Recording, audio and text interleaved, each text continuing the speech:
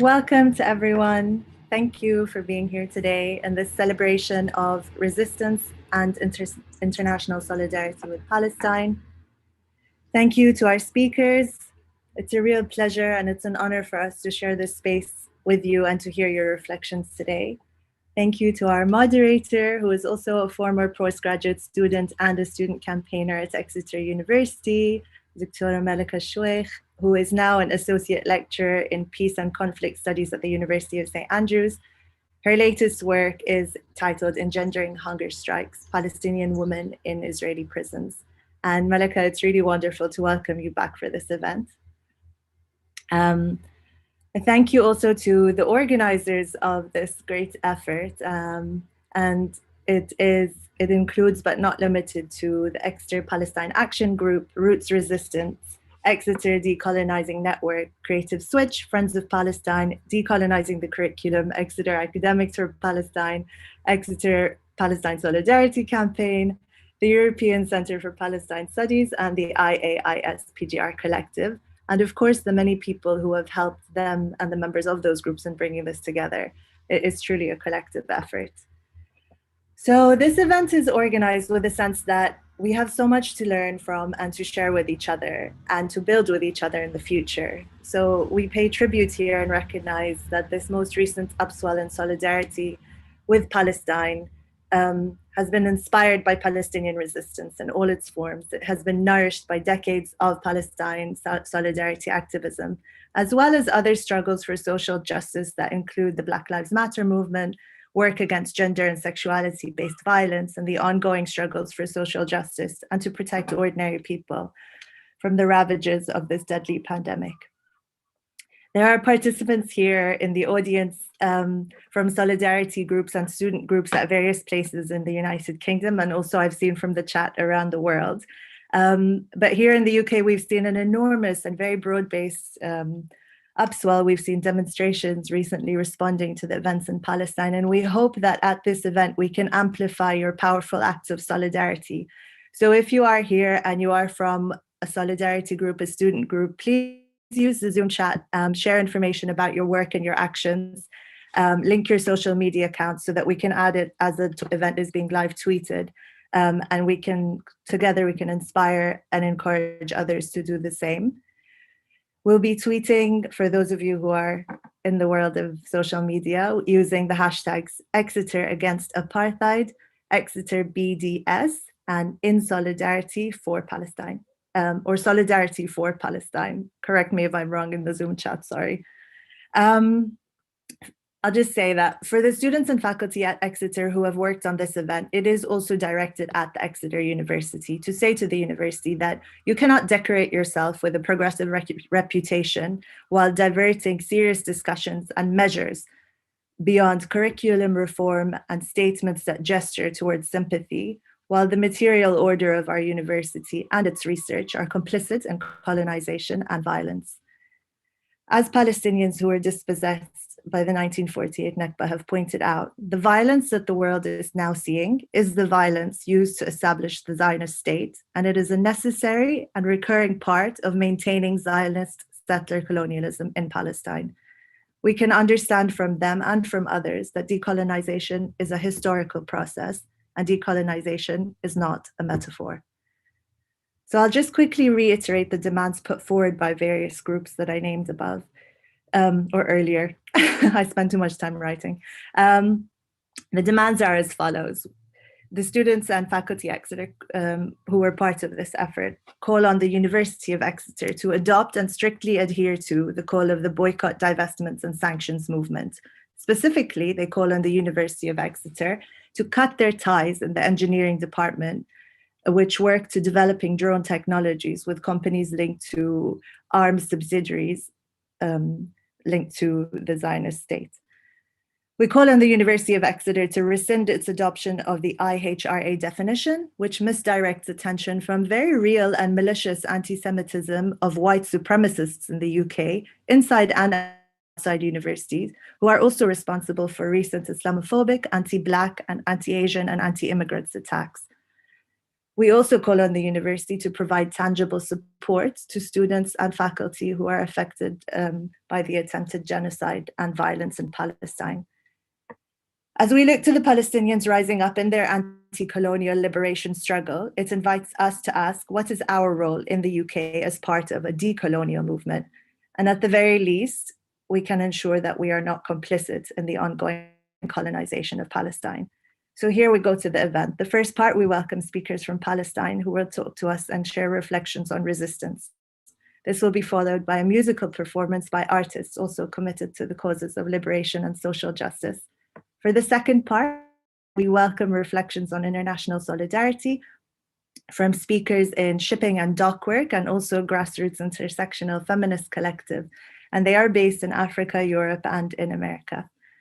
We will hear a poetry performance from members of a literary collective in Gaza.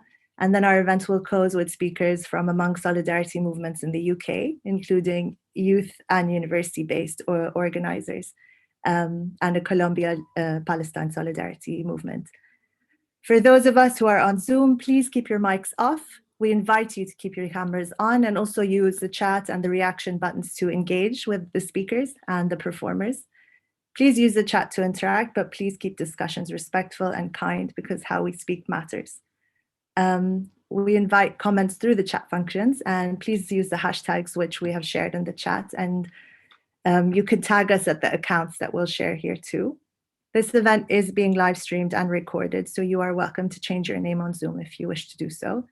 And I will now pass to Dr. Malaka Shoikh for her opening remarks and to introduce our first speaker. Thank you very much. Thank you, Kali, for this lovely introduction and for the invitation to this event. So good afternoon, good morning, and or good evening, wherever you're joining us today in this Decolonization is Not a Metaphor event. I've seen in the chat that we have people from all over the world, from Palestine, the UK, South Africa, the Netherlands, Bahrain, the US, and beyond. I do feel honored to be among you all today and to introduce some brilliant scholars, activists, and artists from across the world, all united in their decolonization work. So decolonization is not a metaphor, indeed, especially in a time when we hear the word decolonization more often than not, but very little action is being done to challenge structural root causes of oppression in Palestine and beyond. Without any further delay, I'm very excited to listen and to learn from and with all of you today, from our speakers, poets, and musicians. And we will be starting with Dr. Haider Eid, who is an associate professor of post-colonial and postmodern literature from Gaza. He works at Gaza's Al-Aqsa University, and he's a member of PACB, which is the Palestinian Campaign for the Academic and Cultural Boycott of Israel. Dr. Haider sent us a recorded contribution for today, so let us listen.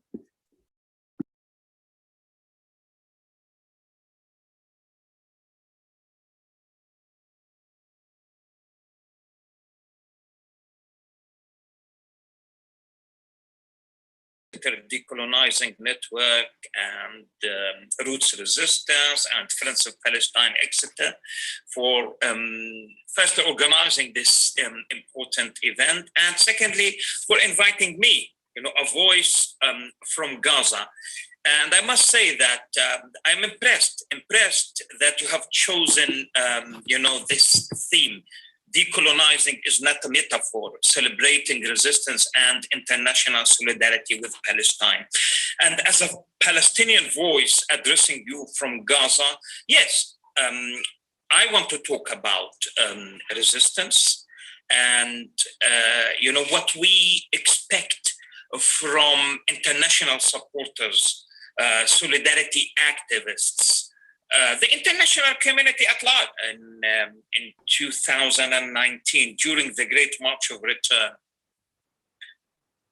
in which I stated that we Palestinians in Gaza in particular, Palestinians of Gaza in particular, have already made our choice. And I remember writing, and I'm rephrasing what I wrote at the time, that, at the time when Israel was killing, non-violent demonstrators, that, we will not die a slow and dishonorable death while thanking our killers and laboring under the self-deception that portrays slavery, submission and slavery to the occupier as a fait accompli.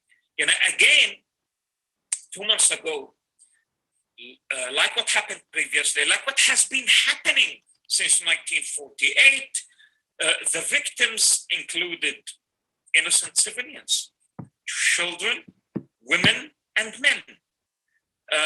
More than 200 people were killed, including 70 children and 39 women. As much as I, hate to talk about figures and numbers, because every single person, every single woman, every single child has a family, has a story, has a history.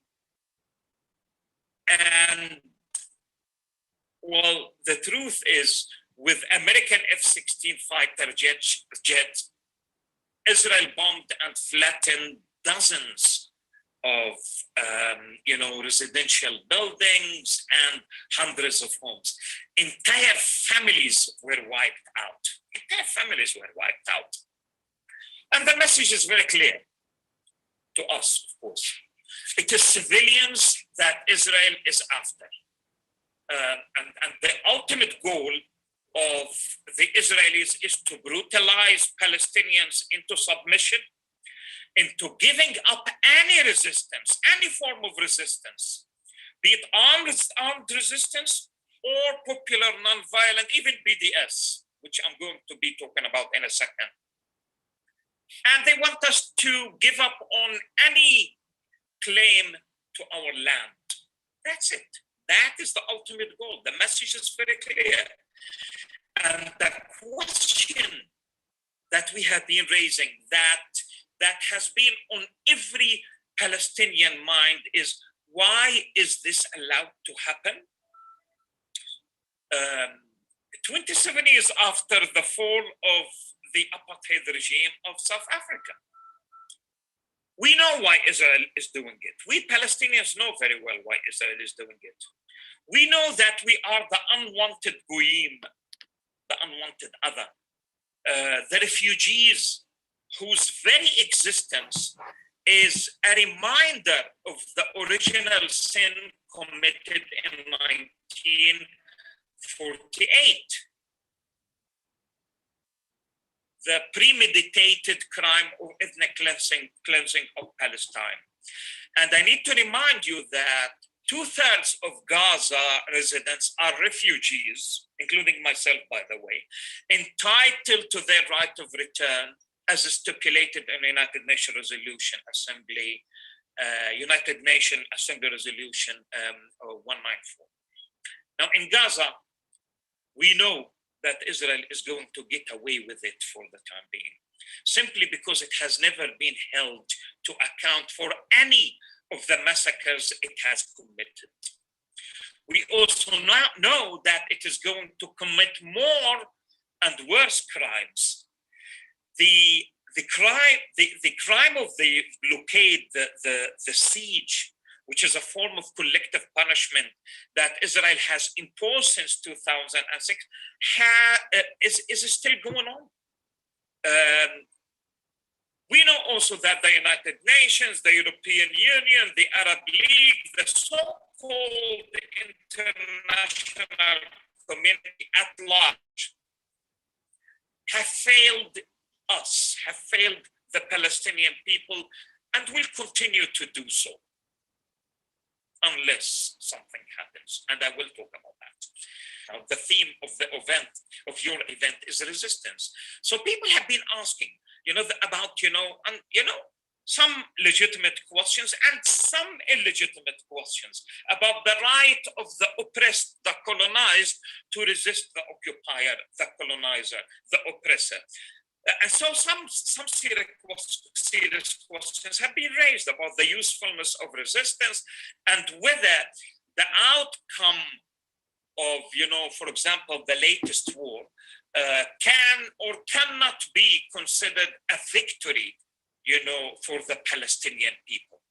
And even those questions were even asked and raised during the non-violent 2018-2019 Great March of Return, when we marched towards the fence around the Gaza Strip, the Gaza concentration camp. Allow me to use that term. And, people were shot and killed by Israeli snipers in 2017, 2018, 2019. So what was the point of people marching? Knowing that Israel would, shoot innocent people. But I want to say that the same questions were raised when Black South Africans were resisting the apartheid system of South Africa in the 60s. The Sharpeville massacre in 1961, when 69 people, Black Africans, were brutally massacred by the white supremacist policemen of South Africa. But what we have now in Palestine is a new consciousness. And this new consciousness, formed by our sumud, our steadfastness, our resistance, is clearly characterized by, a rejection of the conditions imposed by apartheid Israel. Now, that is the point. That is our victory, the formation of this new consciousness. We are showing that we are rejecting those conditions, oppressive conditions imposed by apartheid Israel, not only on the residents of the Gaza Strip and the West Bank, but on the three components of the Palestinian people. Yes, residents of Gaza and the West Bank, and the Palestinians in the territories Israel occupied and colonized in 1948, and on refugees living in camps and in the diaspora.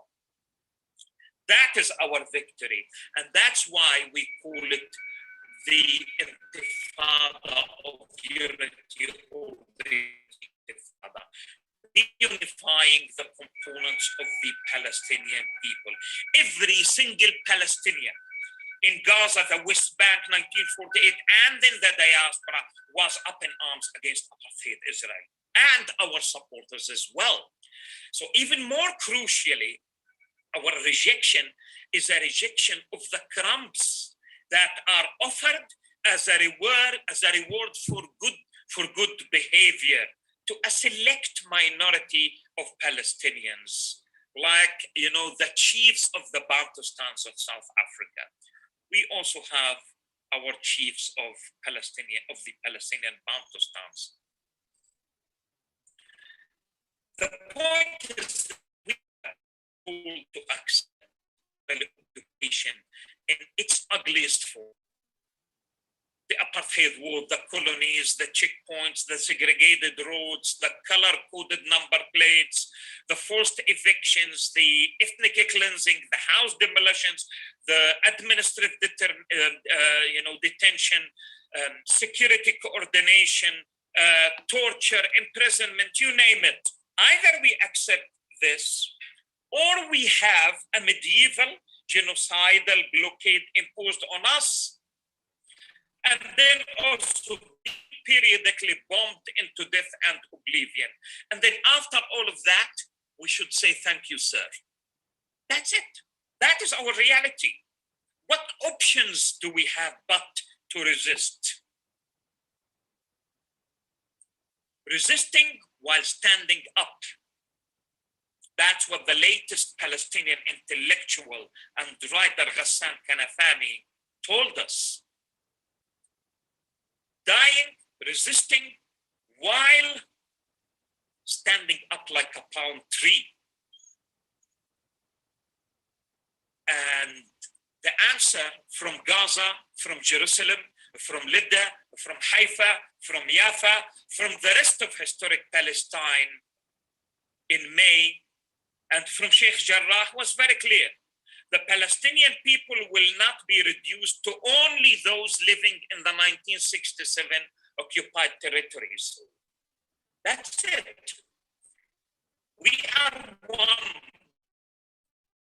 We are witnessing right now, as a result of this resistance, popular resistance on the ground, we are witnessing a paradigm shift from separatism as represented by the racist two-state solution, which aims to establish a Palestinian Bantustan and also deny the rights of millions to their land.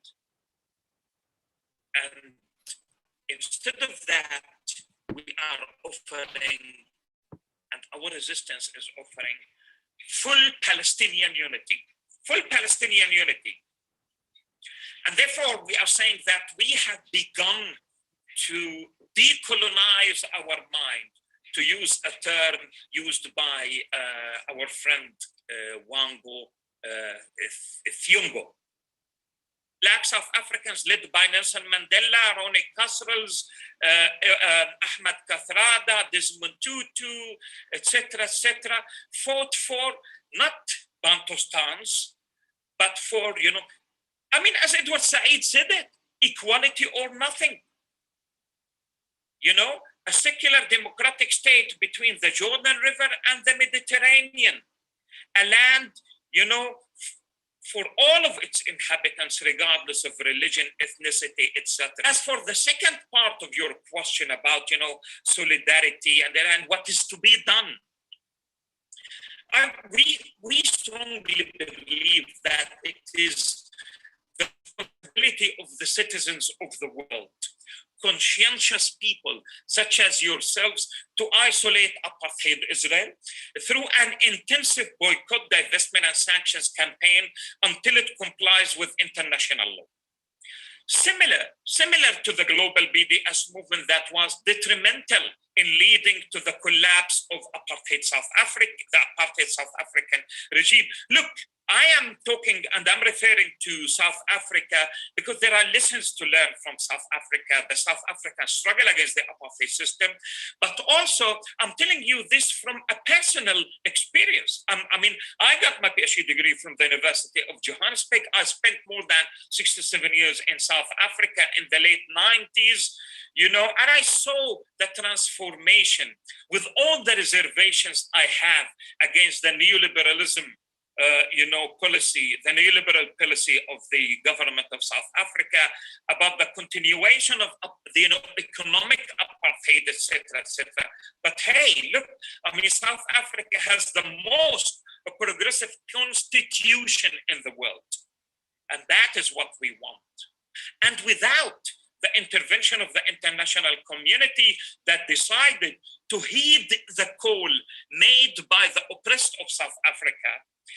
And we also have our call that we issued in 2005. This is why we urge, we from Gaza, we from Palestine, we from historic Palestine, urge people of conscience and of consciousness to join us in our call for BDS towards a liberated Palestine after accountability and justice have been achieved, and the right of return and reparation has been implemented. While the leaders of the official international community stand idle, complicit with Israel, we rely on people of courage and conscience to join us in our struggle the same way the oppressed of South Africa expected all of us to join them in their fight against the inhumane apartheid regime until it crumbled in 1994. And I strongly believe that this is our South African moment. Thank you very much. Thank you, Dr. Haidar Eid, for this intriguing contribution that clearly and directly gets to the root causes of the continuation of Israeli colonial violence today. And I especially like the focus on resistance, answering some questions that really matter here. And of course, thanks Dr. Haider for focusing on the vivid colonial reality on the ground in Palestine and how it's very much similar to the reality in apartheid South Africa, and how there are so many lessons to learn from this experience and journey. Thank you, Dr. Haider, once again. Next, we have Hala Marshood, who is a Palestinian activist in Talaat movement. She's also a researcher of political economy from Haifa. Thank you, Hala, for joining us from Haifa, and the floor is yours now. Thank you so much, everyone. I'm very happy to be here today. I'm gonna just talk a little bit about, like, give some kind of context to what is happening in Jerusalem and what has been happening in Jerusalem, and from that to talk a bit more about the recent few months that we have been having in Palestine and in the recent Palestinian uprising. And I'm gonna just start by saying that what we have been witnessing in Jerusalem specifically, and what have been actually the center of both local and global discourse, was the whole issue of forced displacement and ethnic cleansing in Sheikh Jarrah, where we're talking about around 500 people who are facing the threat of forced displacement by a settler entity called Nahalat Shimon. And from then, what started actually in Sheikh Jarrah continued to focus on other areas also in Jerusalem, such as Silwan, where around 800 people are also facing the threat of forced displacement by another settler entity called Ateret Kohanim. And actually, what is happening in Silwan is many forms of ethnic cleansing. We are talking about actually people who will be forced to leave their homes, or people whose homes are being demolished. And actually, we have been witnessing for the past 2 weeks home demolitions in Silwan happening. Now, what is important to say here are a few things, actually. First of all, is that these settler entities that are threatening Palestinian families in Jerusalem do not operate alone and are not operating in a vacuum. And they're actually executing a clear colonial policy of the state. And also that these are not novel. We're not talking about new things that are happening in Palestine. It's actually a continuation of policies and processes of dispossession that have been taking place in Palestine since the Nakba and even before. And that Sheikh Jarrah actually and Silwan are a microcosm of the Nakba and of what has been happening in Palestine. And while it's true that Jerusalem, Sheikh Jarrah and Silwan have been the core of the discourse and have ignited an uprising in all of Palestine, and actually movement and resistance and mobilization on a global scale as well, it is also important to say that what we have been witnessing in Palestine, in all of Palestine, and I'm going to talk a little bit more about the whole issue of defragmentation. But just to say that what we've been witnessing in Palestine, the wave of protests that have been occurring in all of historic Palestine, and also the diaspora, it's true that it has been ignited by what was happening in Jerusalem, and also the attacks on worshippers in Al-Aqsa Mosque, and the attacks on people in Damascus Gate, in Bab al-Amud in Jerusalem, and the Israeli assault on Gaza. All of these have ignited an uprising in Palestine, but actually it also came as an accumulation of years of oppressive policies practiced on the Palestinians by the Israeli colonial regime during the years. So people were actually protesting and taking the streets because of their lived realities, because of their lived realities in Palestine, because of what they have been facing for years in Palestine. And while it's true that the colonial policies can take different shapes in different places, but we are talking here about the same structure. We are talking here about the same system that practices tons of oppressive and colonial policies to actually crush the agency and crush the lives of a colonized population. And one of the very unique and actually, I want to say, things that give you hope that has been happening is actually the defragmentation. And as Dr. Haidar said, we have witnessed this unity. And it is important for me to say that this defragmentation that we have been seeing in Palestine is not only defying the geographic fragmentation of the Palestinian people, but it's also a political defragmentation, because throughout the years,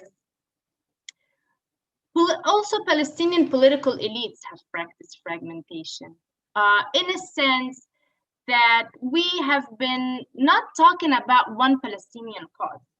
Actually, many Palestinian political elites have actually fragmented the way we see Palestine and the way we look at our Palestinian cause. So for example, in 48, the discourse has been confined to citizenship vis-a-vis the Israeli state, while others in the West Bank, for example, have actually believed that they have a state in those areas.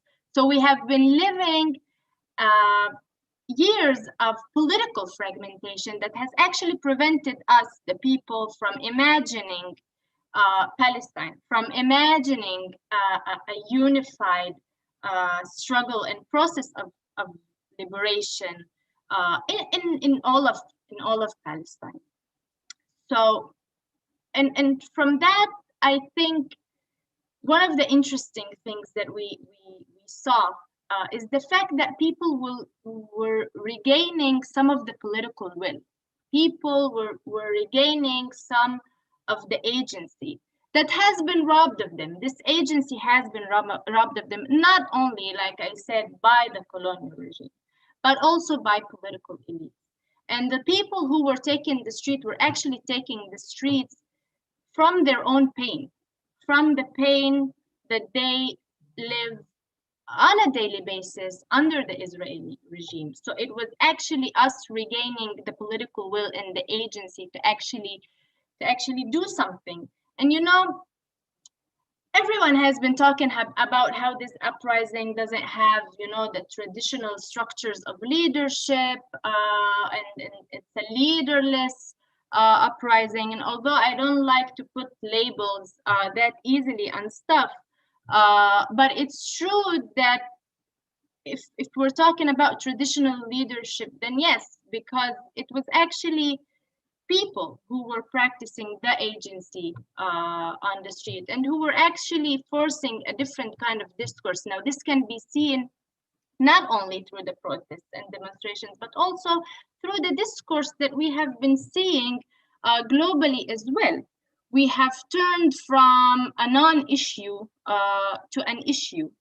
And this issue, the way it's being framed, now I'm not saying that everything is perfect right now, but we are seeing some change in the discourse around Palestine. And Palestine has becoming, again, in the discourse, what it actually is, a global justice issue. And this has been the focus of many of the mobilization that we have been seeing globally around Palestine. So what I want to say is that before the past few months, it's true that we have been living years of despair, I might say, at a certain point. It's despair because we haven't been feeling that there is a liberation process that actually answers to our aspirations. And what has been happening in Palestine is that all of a sudden we do feel powerful again. And what happened might have been unexpected by many of us. And it's true. But I think this is what happens when years of despair, years of anger, and years of escalating violent colonial policies will cause at the end of the day. And I think we're talking here right now about a new phase that we are living in Palestine, and it's too early to say what will come out of this. I'm not even sure what stage we're at the moment. But I think one of the things is how to invest in this moment and how not to, and how to keep it and maintain it as ours and not let it get robbed like other moments of like powerful moments that we have been living in Palestine, and actually force a true emancipatory discourse and keep pushing forward. And I just want to end with just one last thing that the Israeli response to this uprising was exactly what is expected from a colonial regime.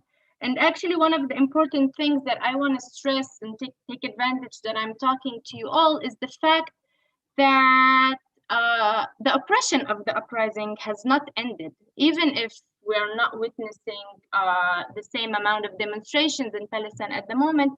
But hundreds of people have been arrested during the uprising in all of Palestine, in the different geographies of Palestine, and many will be facing probably trials, and many will go to court, and many are still in detention right now. And one of the really interesting things that we've witnessed during the uprising is the fact that committees, voluntary committees, have formed themselves in order to help those arrested, and other committees formed themselves in order to help when settlers were attacking homes in the different Palestinian neighborhoods. The committees, voluntary committees, were also set up to defend the homes. And this is one of the interesting things that we also witness. It's the self-organizing communal structures to protect one another, and this is something that we can invest in more in the future, and how to create these. But what I want to say is that even though there is and there was this kind of communal and social protection to these people are now facing and will be facing probably imprisonment or high fees, or we don't know, but this is happening right now, and so people still need support. And actually, arrests have been targeting those that live in really dire and harsh socioeconomic condition, and it's a deliberate decision that the Zionist system is taking. It's to target those that are living in the most harsh socioeconomic conditions, because arrests are not only tough, they're also costly. So this is one of the things that we are witnessing right now in all of Palestine, including inside 48 borders. I'm gonna stop here. I probably spoke too much, but we'll be happy to answer any questions if there are any. Thank you so much. Thank you, Hala, for these very important reminders on how the colonial violence may take different forms and shapes, but also the structure remains the same. All aims, first and foremost, to colonize, fragment, and violate our rights as Palestinian. And of course, some really important reminders and highlights on how people on the streets are forcing a different discourse, and how Palestine is becoming what you call a global justice issue. and how it's important to invest in the moment and keep pushing forward towards justice. Thank you once again, Hala. It has been amazing to have you with us. Next, we have our very own Dr. Yara Hawari, who is a senior analyst at Al-Shabaka. She is also an activist in Talat and a frequent political commentator. The floor is yours, Yara.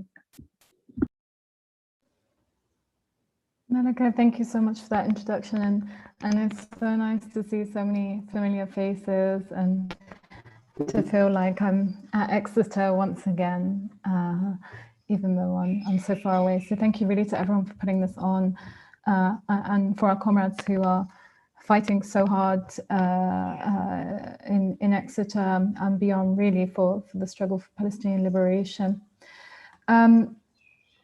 My comrades have already outlined so much, so I'm going to try and bring something new, or perhaps not so new. Maybe I'll end up repeating a lot.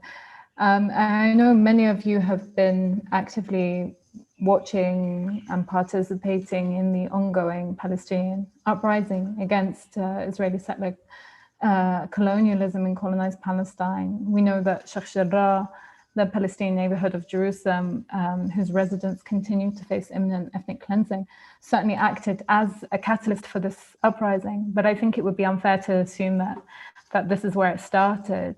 This is actually an ongoing uprising.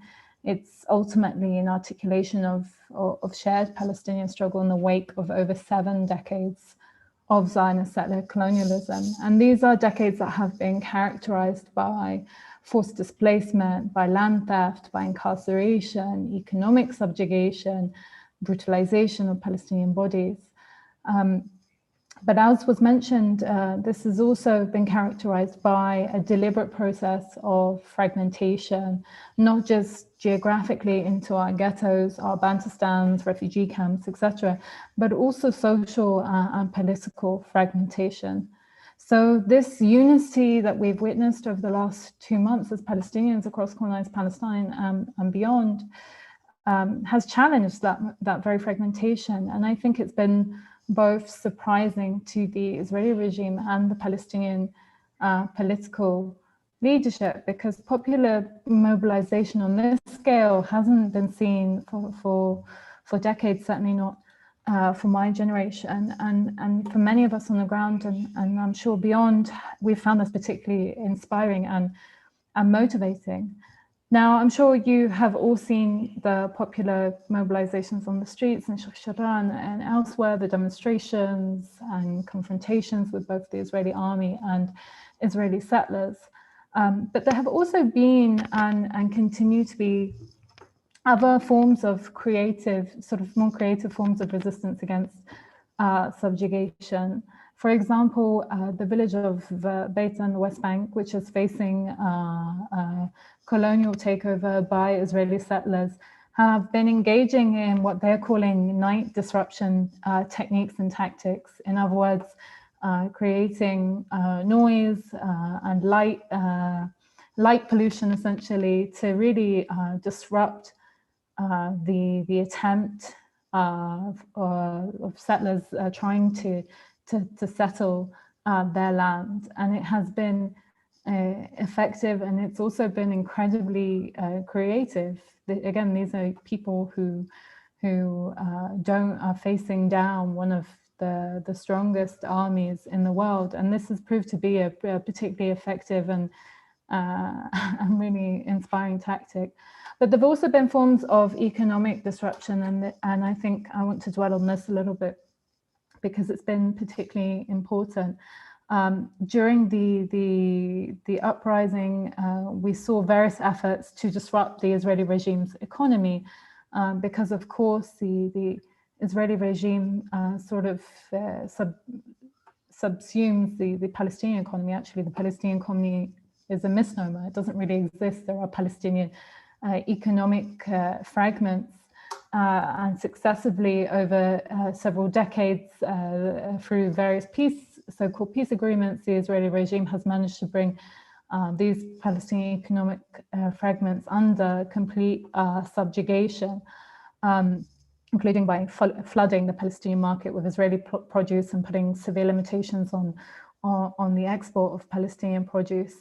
And so some of these techniques or tactics rather have included a nationwide strike, which was incredibly successful. It was called From the River to the Sea, meaning Palestinians and all their fragments took part in this strike. And it was particularly effective in the construction sector, the Israeli construction sector, which is almost entirely made up of Palestinian workers. And on that day, on the day of the strike, the Israeli construction sector was put on complete hold.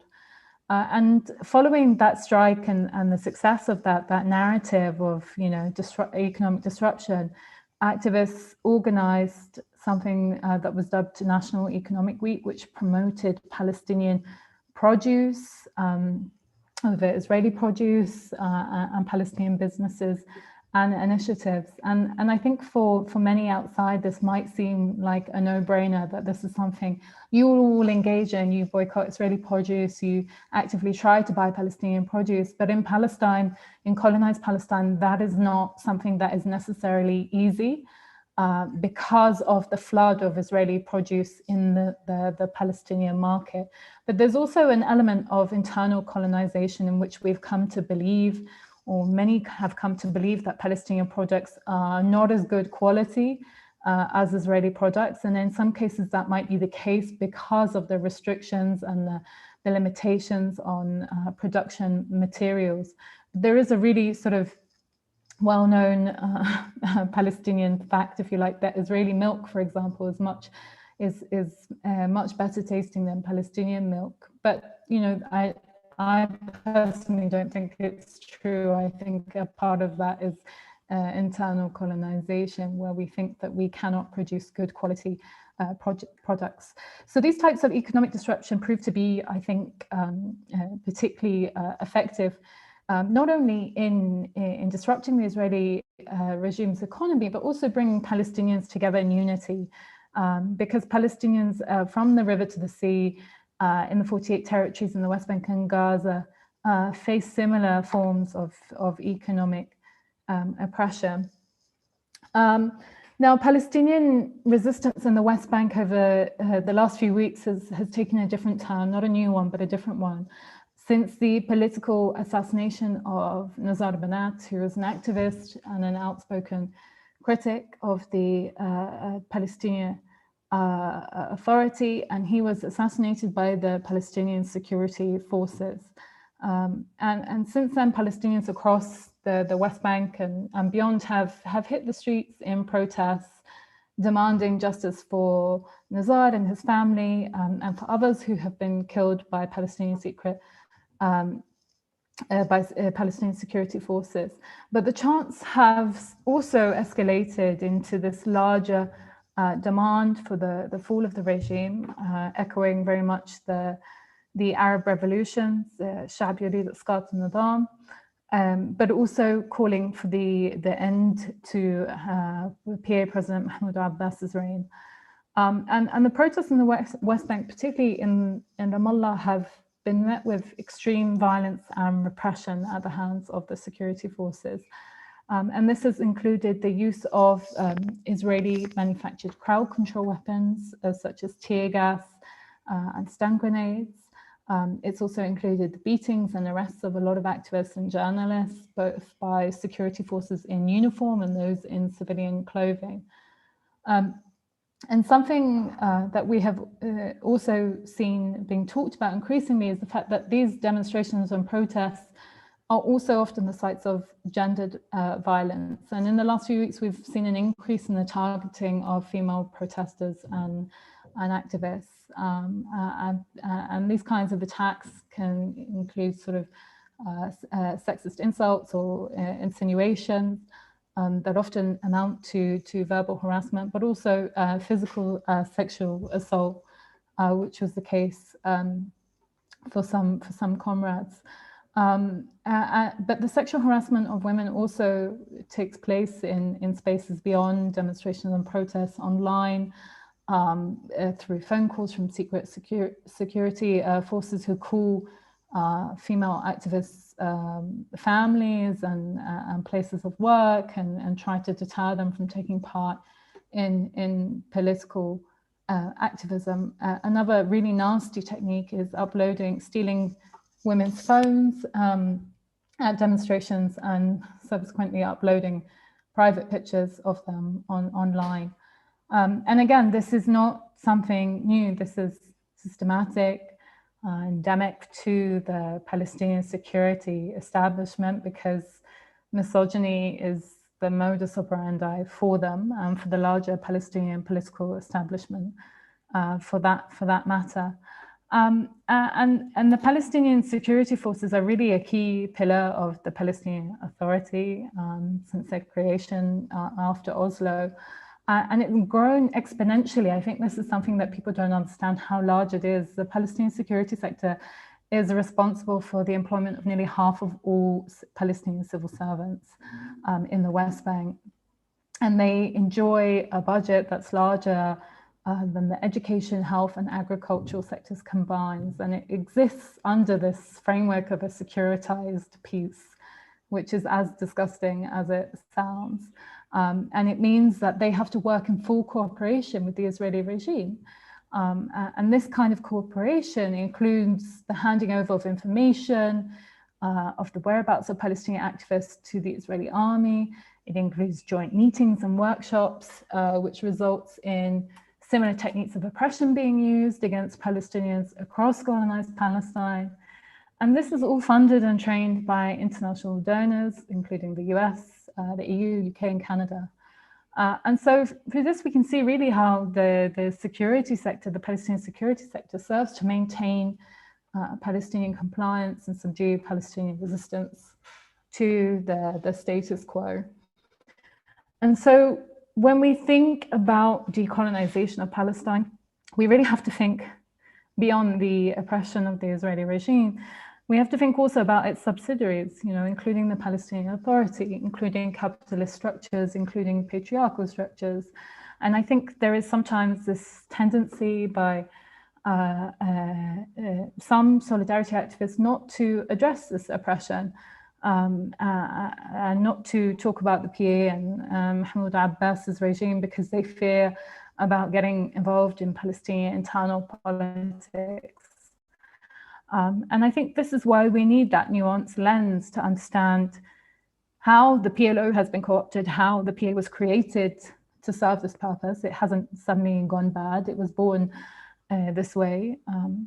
And that Palestine isn't the only place where this has happened. Many colonial situations, our colonial powers have used native and indigenous traitors essentially to oppress their own.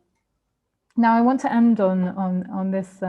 My comrades have outlined some really inspirational moments from the uprising, and it's crucial that we hold on to these and use them to mobilize.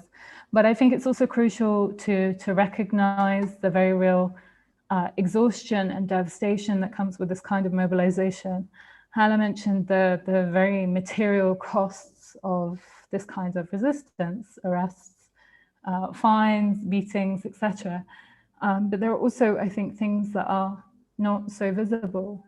I know certainly for a lot of comrades in the West Bank, the arrests and the beatings by the PA, they're not new, but in some ways they're more devastating emotionally than facing down Israeli forces at demonstrations, because these are security forces made up of people that you might know, people that you're supposedly fighting for, people that you see in the streets, in the gym, in the coffee shops.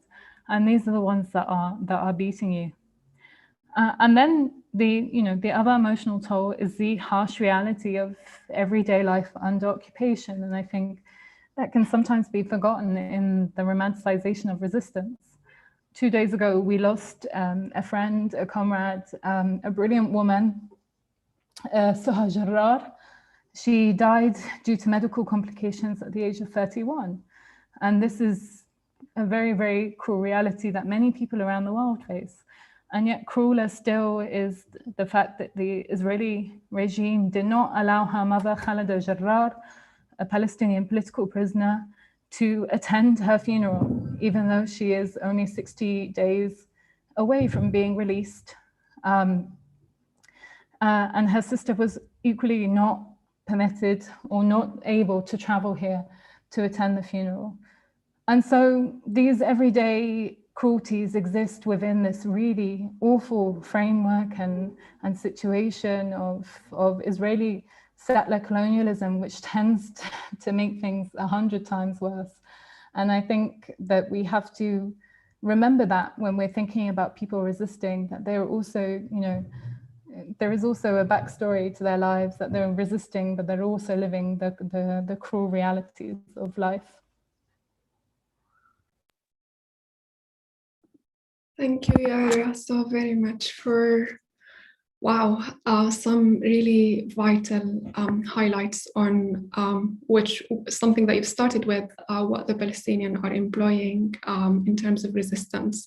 So some creative ways of resistance in PETA, and of course, some economic disruption of the colonial regime, the national strike, resisting internal colonization as well through campaigns to promote local produce, for example.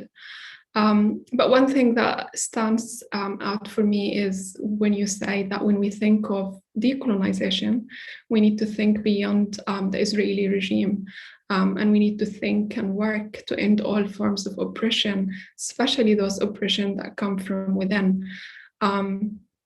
And you ended your contribution really brilliantly, Yara. Thank you. It's important to acknowledge the exhaustion, the harsh reality of living under occupation, some of the emotional toll that is not often obvious or clear or known or spoken about, that every single Palestinian, whether inside or outside Palestine, is living through every single day. So thank you so much, Yara, for these reminders and for your contribution and for being with us. We now have two musicians. We have Karim Samara, who is a British Palestinian musician and a founding member of Artists for Palestine in the UK and London Palestine Action. And we also have Bint Mabarra, who is a music researcher and a performer.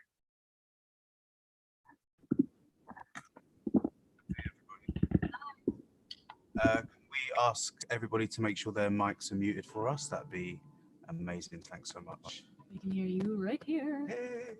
Hi. I'm Bint Embareh. Woo! Too much? No, not too much. This is a lovely reverb. And this is Karim. And my front room. Hi. We're going to do a song that my friend Yamin Umar wrote in Amman. And it's a song about imagining joy to make it real. And I'll read out a little bit of the lyrics and we'll just go ahead. لو كان لنا أن نرى الفرح ساعة لظننت أنه أقرب ما يكون لتبادل نظرات الحب مع البيتزا أو ذلك الجلوس الطويل في الشمس أو ما لا يمكن للوقت حصره في ساعة سكر أو صوت رنين جرس المدرسة أو كإحساس بالخفة بعد ضيق المطارات والحدود أو عند دخول منزل الجدة والتحرر من كل تبعات الحماقة أو قد يشبه الأمل الذي يعترينا في طريقنا للمظاهرة أو دقات قلوبنا حين تلفظ الأسرار أو تلك الحرارة التي تملأ وجوهنا حين تلامس الأيدي والأعين. سأتلصص على فرحي كلما تذكرت.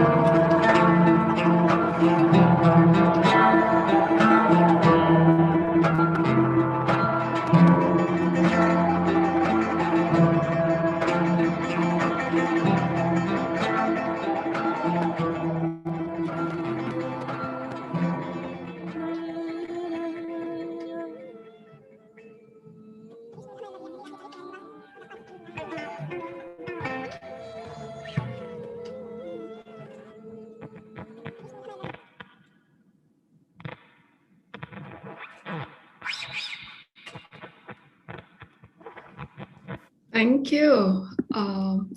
Thank you, Karim and Bint Mbarah. Apologies for the mispronunciation earlier. Thank you for your time and this really beautiful music and art. Thank you for being with us.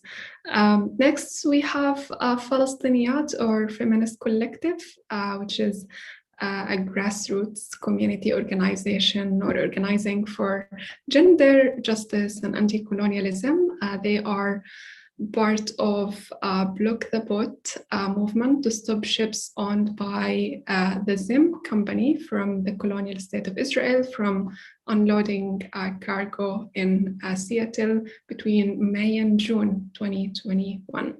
We have Mariam, I think, from Falastiniyat with us now. Yes, hello. Thank you so much to the organizers for this amazing event and for inviting me. I feel so lucky to be speaking with all the amazing voices who spoke before me. So I'm just gonna talk about Falastiniyat as a group and give like a brief run through of our Block the Boat actions. So Falastiniyat, as was just said, we're a grassroots collective of diasporic Palestinian feminists in Seattle living and organizing at the intersection of gender justice and anti-colonialism. And what that really means, as Yara kind of already outlined, is that we treat Palestine as a feminist issue. And one of the groups that we align ourselves with is named the Palestinian Feminist Collective, which I think all of y'all should look up if you're not familiar with their work. We recently signed a pledge with them talking about how we vow to treat Palestine as a feminist issue in the way that we resist the apartheid regime of Israel.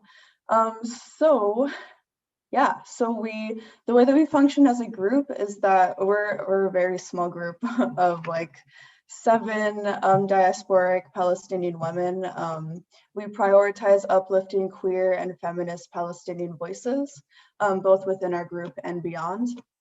And we really work hard to build and maintain relationships across movements, because that's kind of how things get done. As we've seen through the past year during the uprising after Breonna Taylor and George Floyd and many other innocent Black folks were murdered by United States police, a lot more people were mobilized and ready to get down for different causes, and Palestine happened to be one of those causes. So we definitely give a lot of thanks to that movement. And we always show up for the Black liberation movements and groups in Seattle. And in turn, they show up for us. And that's how I think that's how we really built a lot of our strength as a newer group. We were founded just a year ago. So yeah, we engage in direct action, BDS, and some legislative actions as well. And of course, we're ultimately working towards a liberated Palestine. So in terms of the Block the Boat campaign, I'll just talk a little bit about what Block the Boat is. It is a BDS action, and it is a campaign that began in 2014 as a solidarity movement with Palestinian workers. So it's a worldwide campaign, and it's against the Israeli apartheid profiteering Zim Ship Corporation. And Zim ships have been blocked successfully in cities and countries all across the world: South Africa, Italy, Oakland, California, Prince Rupert, British Columbia, Vancouver, lots of places, and now Seattle.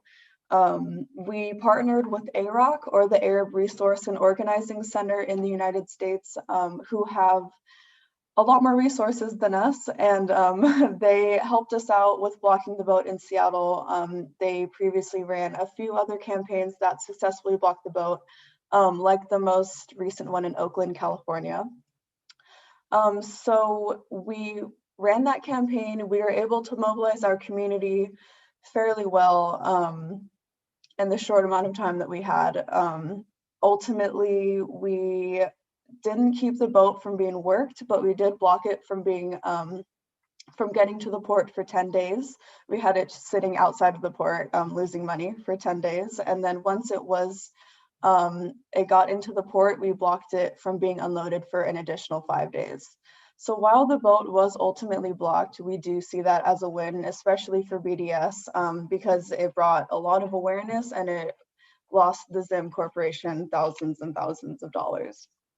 And as a part of that campaign, unfortunately, 11 of our protesters were violently arrested by the Seattle Police Department for peacefully picketing, which is not surprising because the Seattle Police Department is one of many United States police departments who have trained with the Israeli police and the Israeli military.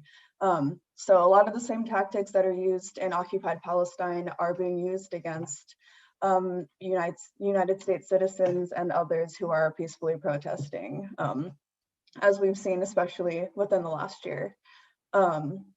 So yeah, that's pretty much block the boat. In terms of what we're doing now and moving forward, we're currently working with one of our aligned groups named End the Deadly Exchange, who work to promote awareness and to end the training exchanges that go on between United States police and the Israeli military and police. They are drafting they have drafted and are trying to put through a piece of legislation through the Seattle City Council to end the Seattle Police Department training with Israeli police and military. So we're currently aligning ourselves with that. We're working on that. The legislative process is a very slow and bureaucratic and soul-sucking one. So we're also working on a few direct actions on the side, but that is mainly what we're doing. My time is cut a little bit short today because I have to go to work. It's 10 o'clock a.m. here. But again, thank you all so much for having me. This was amazing. Please, if you want to keep up with our work, follow us on Facebook, Twitter, and Instagram. We're just at Palestiniat, as it's written on my screen. So yeah, I hope I covered as much as I needed to. Thank you all so much again. This was amazing. Thank you again to the organizers. Thank you so much, Mariam, for joining us today and for telling us all about the creative work that you've been doing in Feminist Collective. I think it's amazing that you've only formed this movement a year ago, but you've done so much and you've been trying so hard to push for justice in Palestine. So thank you once again for joining us this early as well. I'm sure I'm speaking on behalf of everyone here. We really appreciate you having you here this early as well. So we have a bit of a change to the schedule. We will be having Muhammad and Amir Musa now from Gaza because, of course, electricity is an issue there. And if we don't have them now, it might not work later. So Muhammad Musa and Amir Musa are from the Gaza Poets Society, which is a literary community for artists, poets, and writers from Gaza. So Muhammad and Amir, the floor is yours. Hello. First of all, Omar, and he is my brother, not Amir. My name is Muhammad Musa, and I'm the founder of Gaza Blue Society and the host of Gaza Guy podcast. I would not, just start with reading the poem. My poem is They Mystify You. It's from Love and Loss, collection of poetry by the Gaza Blue Society. They mystify you. They close the crossings, so lift your suitcases and go home. They fill the sea with warships, so your dreams sink. They dress you in a robe of despair, so you can't see life's glamour. They call you a terrorist, so you have no right to self-defense. They mock your bravery, so you learn to hate yourself. They grab your tongue, so your mouth can form the truth. They drown you in darkness, so you can't see the light of hope. They drive the light from your morning, so you fear the sun. Don't put your hands to your face, you will carry only ashes. Don't bother to collect lies, remnants, they will only mystify you. Pick up your suitcases and go home. They have closed the gates. Now I'll give the mic to Omar. I don't know if Omar is ready. Hello. مرحبا. يلا عمر هذا دورك. It's your turn. مرحبا، أنا عمر موسى، صحفي وكاتب من غزة. الآن أحكي مسموعي حمودة؟ ابدأ بقراءة القصيدة. صحيح. القصيدة هي عن غزة، بس تأكد لي حمودة الصوت مسموع؟ مسموع سامعينك عمر. غزة مدينة صريحة، وصراحتها أحد من السكين. يجرح ليلها فيسيل دمها الحارق من شقوق ألسنتنا. غزة مدينة ساكنة، لكنها تضج بالصخب، تقفز كطفلة كلما مد الله يده ليخلع عنها ثوب الحداد، وواضحة أشد وضوحا من طلقة مسدس. لا تحب الطرق الالتفافية ولا الضباب، لا الصيفي منه ولا الشتوي، ولا ستارات الندى في آخر شهر آب، ومولعة بالتجريد حتى مع الوباء. تشيد شمس يومها بريشة لا تنفث سوى الترميمات الجنائزية والماء وتراتيل الحوانيت الذين يمزقون الحياة بحثا عن الحقيقة. شكرا. شكرا كثير عمر, and thank you everyone for listening, and good luck. Have a good day everyone. Thank you so very much for both of you, Muhammad and Umar, for sharing this really beautiful poetry with us.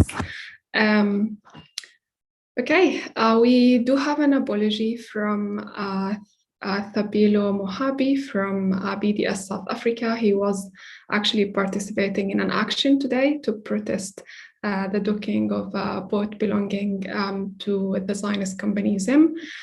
So was not able to join us. Now we have a video recording from Giacomo Marchiti. Giacomo is a blue-collar worker in shipping and dock work, and he's also a part of a number of unions in Genoa. He is part of the workers' movement, which refused to load arms shipment going to the settler colonial state of Israel in May 2021. So let's listen together for that, or to that.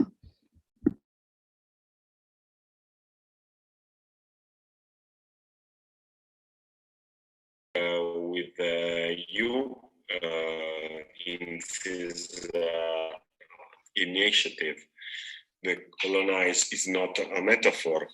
I'm from Italy. I live in Genova, and I support the Palestinian struggle, especially the recent manifestation against the Zionist aggression at the Gaza Strip and the eviction of Sheikh Jarrah and the trial of ethnic cleansing of East Jerusalem, Al-Quds, and the colonization of West Bank. So as a militant, we started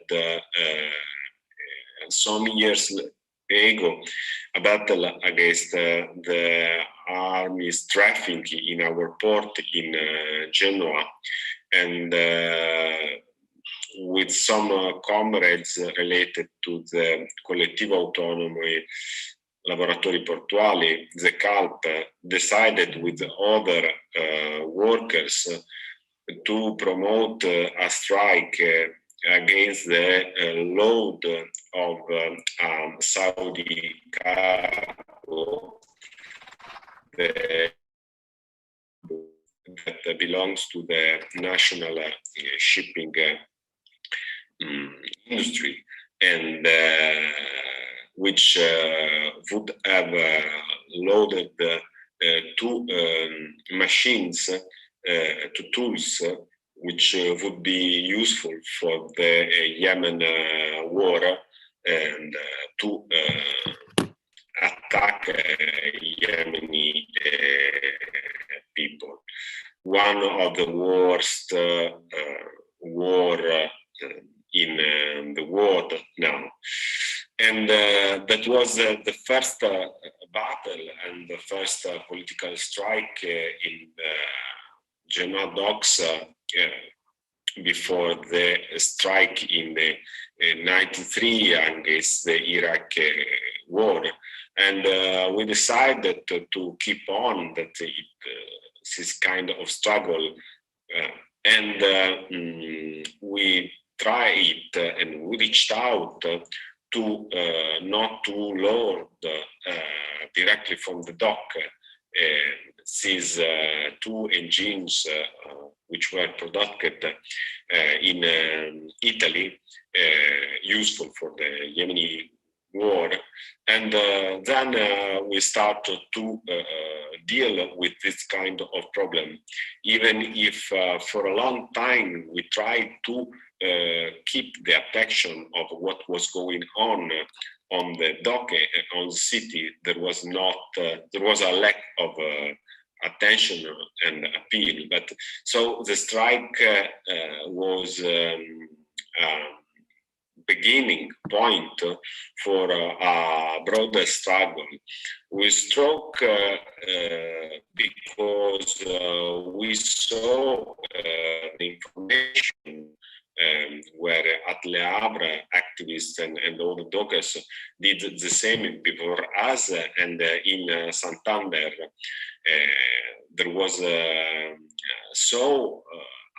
without a coordination a struggle that began that way, with that kind of struggle that linked dock workers, dock-related workers.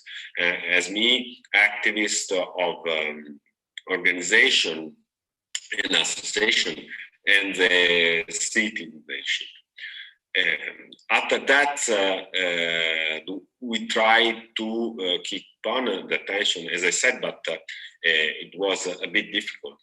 Then an USB, which became an national reality with the national coordination ports work that's born some months ago, with a contribution of Genoa dockers, which came into USB about 1 year ago. Trieste, Livorno, and Civitavecchia, we built that kind of coordination and bearing the birds of the coordination. In Genoa, we decided to launch a struggle, a national struggle against army traffic. After some weeks, after a week, we reached out the information that Israeli Navy coming through Genova would have been docked in Livorno, and so as Genoa dockers, dock-related workers, and Livorno of the USB, we gave a statement that we would not load that cargo. It was a very strong position, and we reach out international attention for that. But after us, also dock workers from Napoli and dock workers from Ravenna refused to dock a Navy ship. And there was a diplomatic case in Israel, because Israel, the Zionist Union, said that it will make a kind of embargo on Italian ship. We say that we want to load not armies but food and medicines and practical support to the people, not army, not just an embargo because you are from a country. So we would like to load a COVID vaccine for Palestinian people, for example, and that was interesting. And after a week, we decided to, during an initiative in Livorno, we decided to build, and we are going to prepare that kind of thing for the ATOM coordinator with dock workers all around the world, one day of action and struggle against traffic armies in the port. Very important because we reach out the solidarity of different dock workers, for example, PAME workers in Greece. And it is very important to say just a few things about that. First, the counter-information as a tool to know which are the army tactics. Two, the strong coordination between workers and association, different association. We started to work with Sea-Watch, for example, with Weapon Watch. Third, to have a militant union, the workers in Genova decided to make a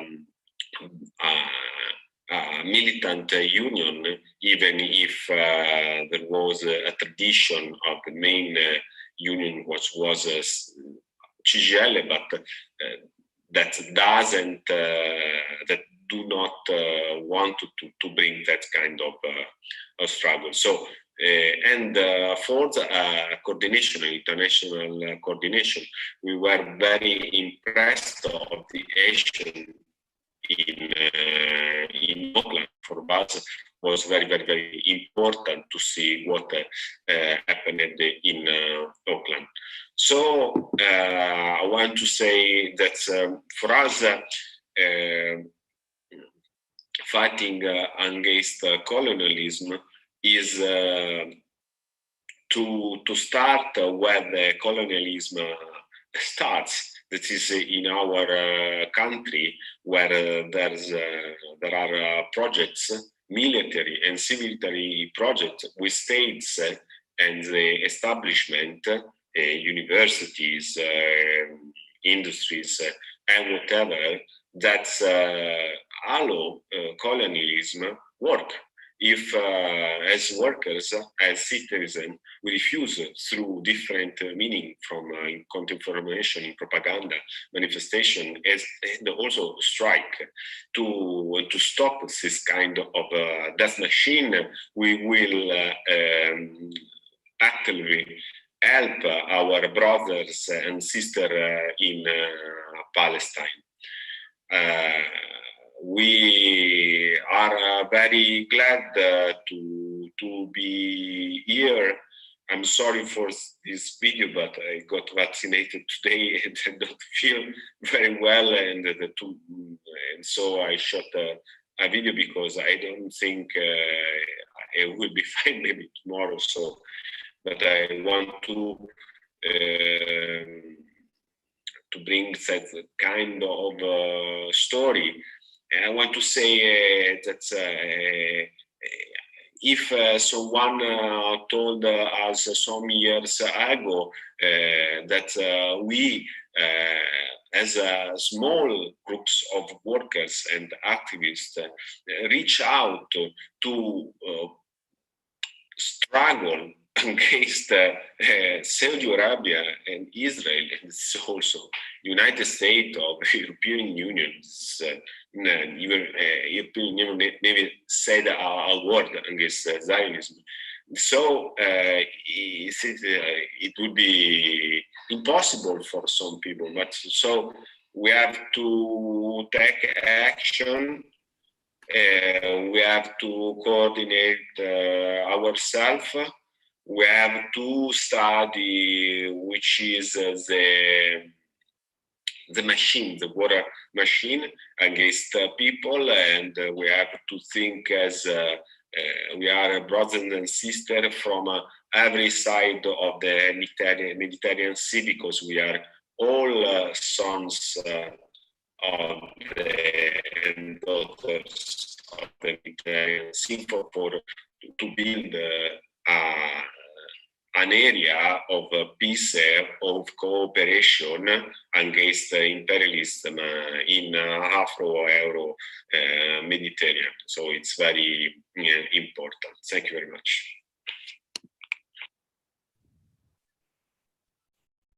Thank you, Giacomo, for your contribution and for all the work that you do, and for your colleagues as well in working to push towards justice and freedom in Palestine, in Yemen, and beyond. And of course, we wish you a speedy recovery from the impact of COVID-19 vaccination. It's very sunny in Scotland, so I could not resist not going outside to get a bit of sunshine. And we have two final speakers for today. So our penultimate speaker is Carlos Cruz Mosquera, who is a PhD candidate at Queen Mary University of London, and he is a member of the Red Condor Colombia Solidarity Group. He was part of the Colombia Palestine Solidarity Action in London between May and June 2021. The floor is all yours, Carlos. Okay, thank you very much. Thank you for inviting me. I am one of the co-founders of Red Condor Collective, and I'm also a co-founder of Anticonquista, which, you know, both of them, well, Anticonquista mainly is a group that's quite popular among the Latin American diaspora, especially the diaspora who's interested in liberation and decolonization, and of course, you know, we always show solidarity with our brothers and sisters in Palestine. In fact, we've been warned 6 times by Instagram about our posts, and out of the 6 times, about 4 times it has been because of posts about Palestine.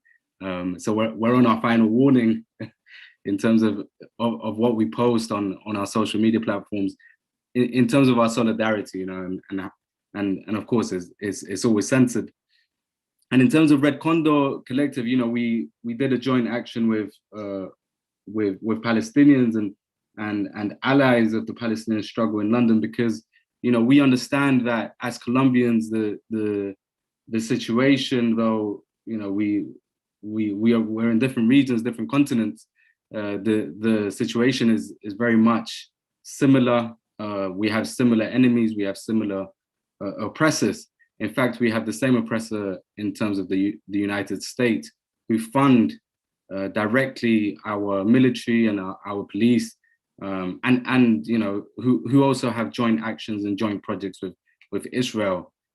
So for us, is, you know, we see ourselves as natural allies of the Palestinian cause, and, you know, we want to continue showing our solidarity, and we feel that the best way to show solidarity right now as a Latin American diaspora, as a Colombian diaspora, is to really strengthen our own struggles. I think the diaspora historically, it's hard to say, but we don't have a strong movement, especially here in the UK. Even though there's hundreds of thousands of us, in the last census, it was recorded that there was around 200,000 Latin Americans, excluding Latin Americans who hold a Spanish passport and who have come over because of the crisis, also excluding, so-called illegal immigrants or undocumented people. So it's to say that in this country, in the UK, we have hundreds of thousands of Latin Americans who are only now beginning to understand the political, the economic situation back home, and how this relates to our relationship with our colonized people. And so, as I was saying, we feel as Red Condor Collective, as Anticonquista, that the best way to show solidarity is to strengthen our work among our own people, so that we can, try and change the situation in our own countries, so that we can lend a more powerful solidarity in terms of country-to-country solidarity with countries like Palestine. And this is, as you can see, like Venezuela, Bolivia, Cuba are at the forefront of solidarity. Governments who have shown solidarity with Palestine in terms of UN voting, in terms of trade, in terms of close political relations, and just general solidarity between those nations. So yeah, that's kind of the idea that we have, that we need to, for example, in Colombia, where we've been governed by a right-wing capitalist and a government that really is a lackey of the United States, and who of course benefit from that relationship as well. We feel that in order for us as Colombians to really show solidarity, we need to transform our own country. We need to bring about a revolution, a change in the state structures and the economic structures and the political structures, and hopefully one day soon we'll be able to lend the kind of support that we're already seeing with Bolivia, Venezuela, Cuba, and so on. And then, also to say, some of the work that we've been doing that we feel that maybe we can work together in terms of the struggle with Palestine is some of the things that we've been doing back home, like, in the recent protests with Colombia, we have raised approximately over £60,000 in just a couple of months. And all of that money has gone to organizations that are fighting back police repression, military repression. And we want to kind of replicate that in terms of our solidarity with other nations, with other oppressed people as well. And so we're also working with some groups here in London in terms of organizing a football match, a solidarity football match, where we're going to raise funds for both Colombia and Palestine, and bring our peoples together and show that that the colonized people must come together, must unite, and fight our common enemy. But yeah, that's all I have to say. And feel free to contact me or to contact my organizations, Anticonquista and Red Condor, on all social media platforms.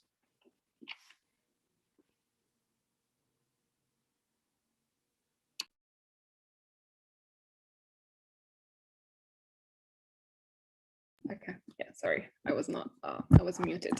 Okay, so I was just saying thank you, Carlos and the Red Condor, for all your work and for pushing us closer towards justice in Palestine, in Colombia, and beyond. I really like how you end this contribution with kind of a reminder that the colonized people should come together against our known enemies. So thank you so very much for that. And the weather is very Scottish today. Has been sunny a few minutes ago, but it turned windy after that, so I have to come inside. We have one final speaker who is Laith Hanbali. Laith is a Palestinian doctor and a master's candidate. He is organizing at the intersection of Palestine, justice, and health. And he's also part of the LSE Student Solidarity Movement with Palestine in London. The floor is yours, Laith. Thank you so much, Malaka. So as Malaka introduced, I'm currently studying for my master's at the London School of Economics, but I also did my undergraduate degree in London 10 years ago. So over the last few weeks and months with what's been going on, I've been thinking and reflecting a lot about what's been happening now in student spaces in the UK and what we were experiencing 10 years ago. And one of the things that I was specifically reflecting on recently is that 10 years ago at UCL, we were actually campaigning on the Right to Education campaign. And we're trying to pass what could be described as a very soft motion, something that didn't really contain anything controversial. And actually that motion failed. We couldn't even convince students at the Students' Union to vote to recognize that Palestinians' right to education was threatened and that Palestinians deserved the right to education like anyone else. And I was, in light of a recent successful campaign at LSE, where actually we got a motion through the Students' Union, which condemned settler colonial violence by the Israeli state, which condemned apartheid, which committed to BDS by a 95% margin, which is just absolutely ridiculous. You know, the contrast in 10 years, I don't think it's just to do with 10 years passing. I think there was something else. And what I've been reflecting on is something that I'm going to go back to some of what Hala and Yara said right at the beginning of this session, where they talked about the narrative that we've been using. And back 10 years ago, everyone, I think, in the Solidarity movement was using very strategic goals and targets for specific areas of campaigning. So, for example, someone would go and campaign about the right to education. Someone else would say, actually, you know, I think the health angle here is the best one for us to try to tackle. Someone would talk about the right of movement. Someone else would talk about the refugees, and everything was removed from the important historical and current overarching narrative and the political systems that actually governed Palestinians, that oppressed Palestinians. And I think that was actually one of the main failures of our movement a decade ago. It's wrong from a historical point of view, right? That approach doesn't give us the full picture of what's going on. It's not very good strategically, because actually what we'd find is, because we didn't put things in the proper context, where we weren't saying this is because of settler colonialism, this is because of Zionist supremacy over Palestinians, the people who were opposing our movement, who were essentially backing settler colonial violence, were able to just create their own context and just make things up, because we weren't putting things into context. And so each of the campaigns individually just didn't have very much to fall back on.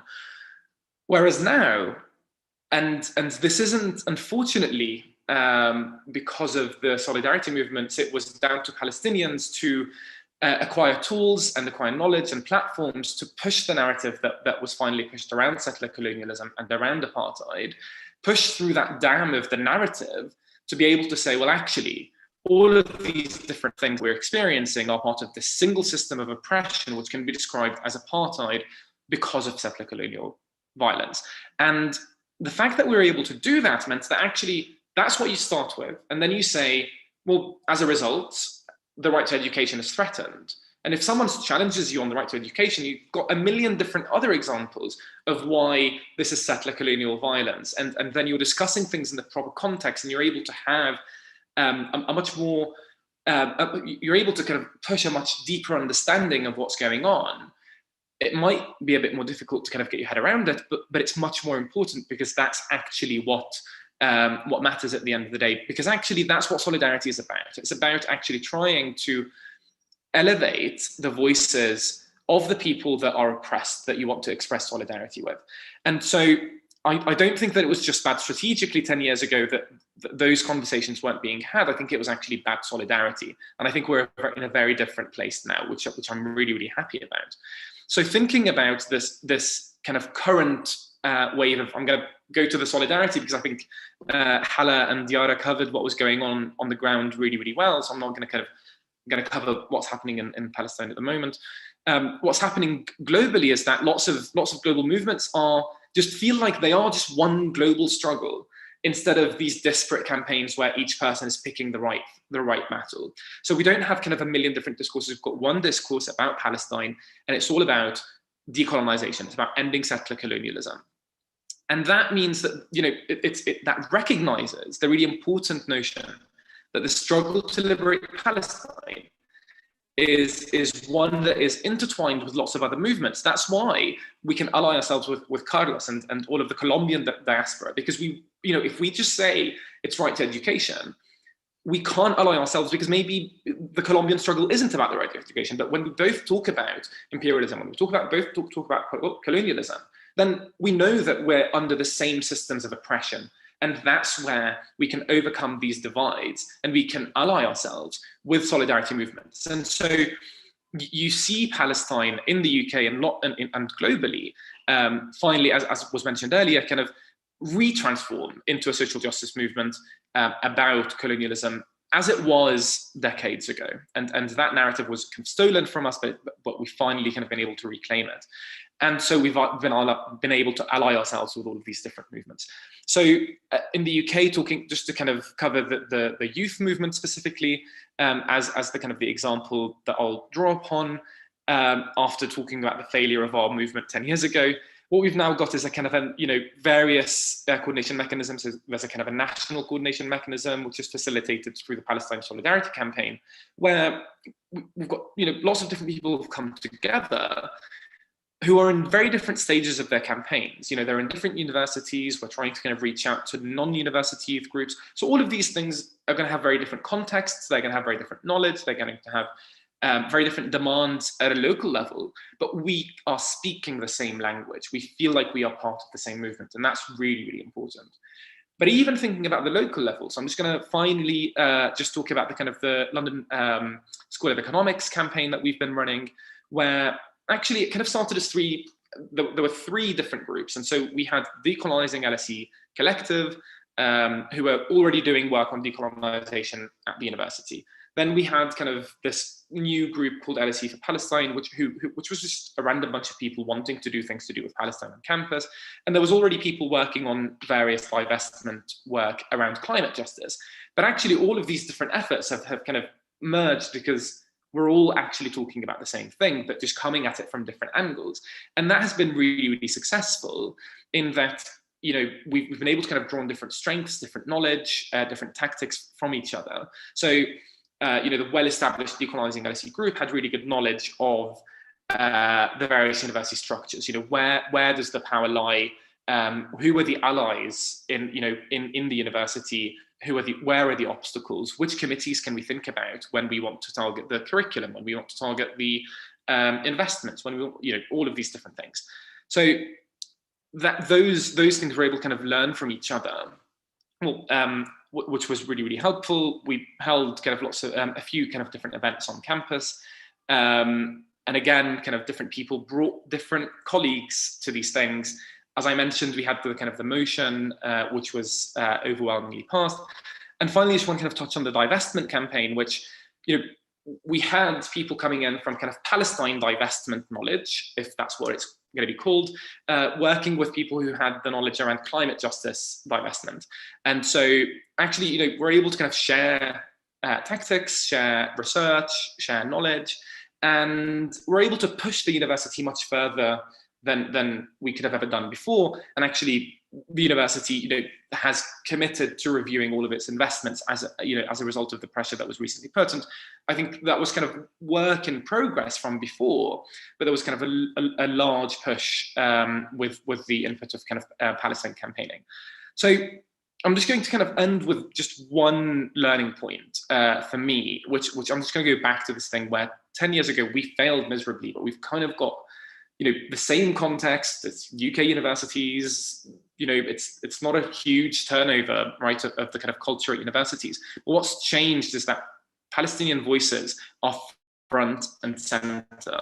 We are using Palestinian language. We're using Palestinian lexicon on our campuses, and that's that for me is one of the most transformational bits of this year. Is that we've finally readopted that language after being so scared to use it. You know, I'm a Palestinian myself, and even I kind of was often, oh, don't say that. It's, you know, you'll just alienate people. And that actually, no, that's what the colonizers want you to think. That actually, by adopting this lexicon, and by forming these cross solidarities across all of the people who are suffering under the same systems of oppression, that's how we get to decolonization.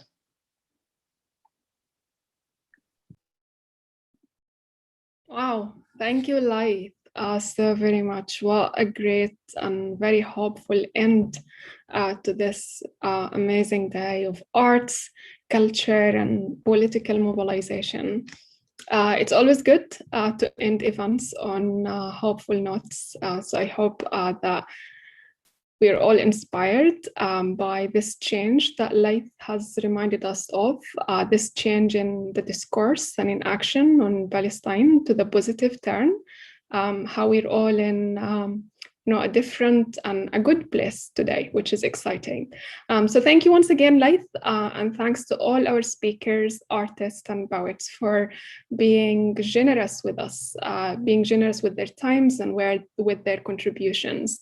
It's very much appreciated, and I hope that this type of work and activism continues to get us closer to achieve global justice. So that is said from me. I will pass over to Kali now. And have a good day, everyone. Thank you, Malika. Can we all use imaginary claps for Malika and all the speakers and participants for this beautiful event? We invite you to share your details if you want to stay in touch, use the Zoom chat or private message. We really hope that this has been uplifting for you as it has for us. And as the speakers shared with us today, that resistance and solidarity are powerful, can be beautiful, and are essential. So decolonization is not a metaphor, and as Frantz Fanon said, a colonized people is not alone. So let's continue, let's grow stronger together. Thank you everyone who's here.